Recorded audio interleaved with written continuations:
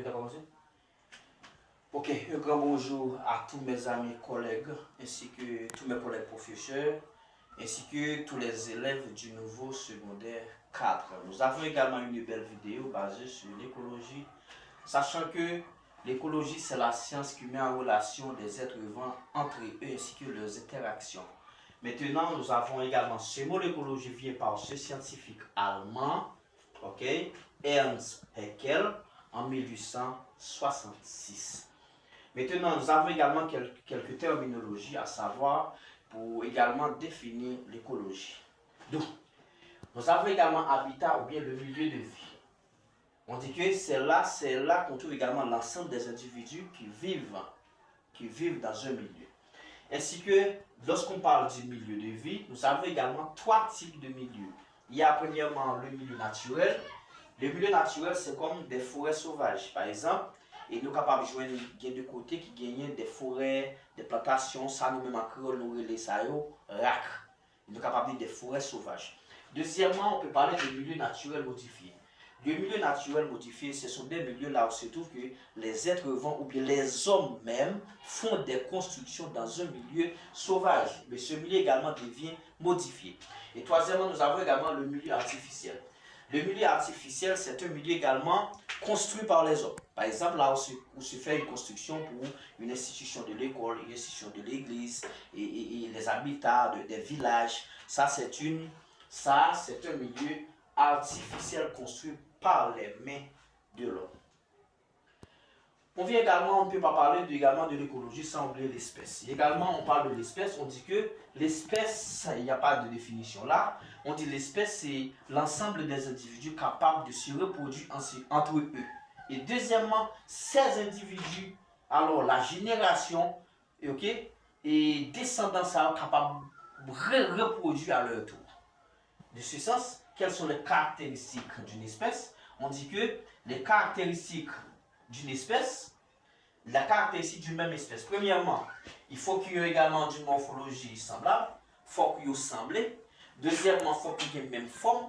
Deuxièmement, ils partagent le même territoire, le même habitat, où il évolue. Côté qu'ils vivent là, ils partagent, ils vivent dans le même milieu, ils peuplé, ils fait petit dans le même milieu. Troisièmement, on parle ils sont capables de se reproduire entre eux. Il faut qu'ils soient capables de faire petit. Sinon, ne pas être tel comme espèce. Quatrièmement, on parle de leurs descendants sont capables de se reproduire à leur tour, bien que la phase n'est pas terminée. Maintenant, il faut petit qu'ils soient capables de reproduire entre eux-mêmes, ça nous parle de espèces. Maintenant, on parle de population. Population, lorsqu'on parle de population ici, la population, c'est l'ensemble des organismes vivants, l'ensemble des individus. Maintenant, quelles sont les caractéristiques de la population? Pour parler également d'une population, il faut voir également ces quatre éléments fondamentaux. Premièrement, il faut parler de son effectif. Il faut comment il y a une quantité d'individus qui sont dans le milieu. Deuxièmement, on parle de règne. Il faut qu'il règne, parce que c'est animal, parce que c'est végétal. Bon, nous, quand on parle d'animaux, mais généralement, pour parler des caractéristiques d'une population, on peut parler de plusieurs types de populations. Peut-être une population de l'homme, population du chien, population des avocatiers, etc. Troisièmement, on parle également d'époque ou bien date. Dans quelle date cette population était considérée comme population? Il faut qu'il y ait une date définitive. Par exemple, nous allons parler nous avons dit que la population fonvéritienne en 2000, en 2000 était à 60 000 habitants. Maintenant là, nous avons dit population fonvéritienne, nous avons également l'espace géographique. Il y a 4 points essentiels dans la caractéristique d'une population. C'est effectif, c'est le rang ou bien la classe, c'est l'époque ou bien la date de l'évolution, et troisièmement, c'est l'espace géographique. En plus, et après population, on peut parler également de ce qu'on appelle la communauté.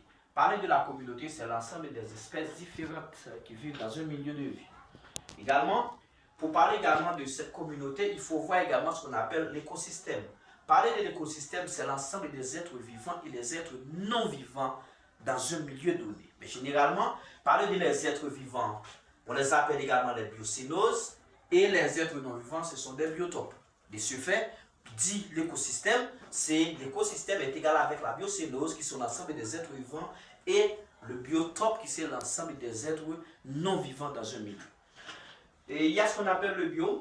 Le biome, c'est chaque grand espace géographique occupe également des milieux particuliers.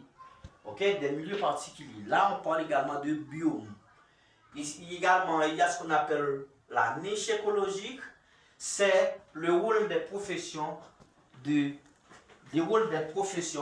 des espèces dans l'habitat. Par exemple, vous considérez dans un milieu de vie, vous trouvez également les producteurs. Les producteurs, si on prend les producteurs, là on parle également par exemple des plantes. Donc on peut prendre les plantes. Parce que les plantes nous fournissent également des substances à nourrir, des graines, des fruits, et des légumes, etc. Il y a ce qu'on appelle les consommateurs. Et bien les consommateurs, ce sont des animaux. Ceux qui consomment également les producteurs. Et troisièmement, nous avons également des décomposeurs. Et bien les décomposeurs, c'est qui également décomposent les substances, tant les producteurs ainsi que les consommateurs. Par exemple, si on prend les vers, si on prend les fourmis,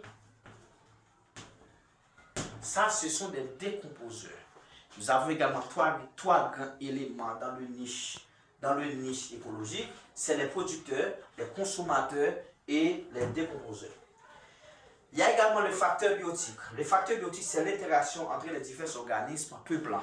Par exemple, dans un milieu, vous avez également le chien, vous avez le chat, vous avez les oiseaux, bien les poules. Et bien tout cela, tous ces animaux peuplant dans ce milieu.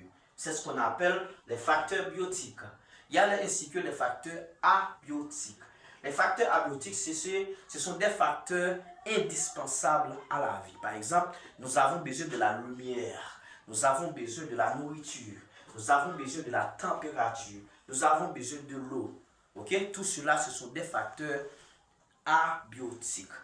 Maintenant, pour éviter une vidéo trop longue, on va continuer dans l'autre vidéo.